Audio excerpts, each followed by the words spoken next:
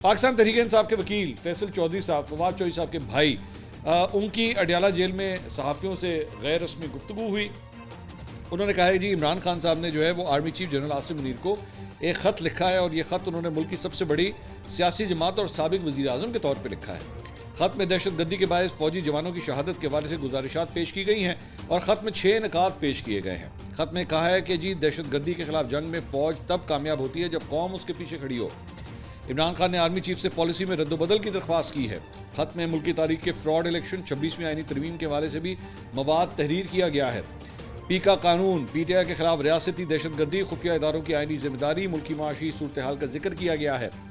फैसल चौधरी के मुताबिक खत में कहा गया है कि फौज और कौम में दुनिया पैदा हो रही हैं। इन फासलों की सबसे बड़ी वजह इस्टेब्लिशमेंट की पॉलिसीज़ हैं।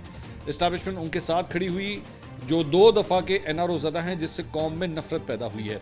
अब ये डिटेल, अभी तक वो खत सामने नहीं आया है, लेकिन उसकी डिटेल जो हैं फैसल चौधरी साहब शेयर कर रहे हैं। अलीमा खान साहिबा ने भी इस पर गुफ्तगू की। उन्होंने कहा जी खान साहब ने खत लिखा है और उसमें कहा है कि जी मैं एक साबिक वज़ीर आज़म हूँ। मैं आपको ये कहना चाहता हूँ कि पाकिस्तान में बढ़ती हुई दहशतगर्दी की जो वारदातें हम सुन रहे हैं, जिसमें हमारे फ़ौजी शहीद हो रहे हैं, तो आपने जो सारा जोर पीटीआई को ख़त्म करने पर लगा दिया है, अगर ये मेहनत आप बॉर्डर्स की हिफाजत के लिए कर लें तो हमारे लोग ज़्यादा महफूज महसूस करेंगे। अच्छा।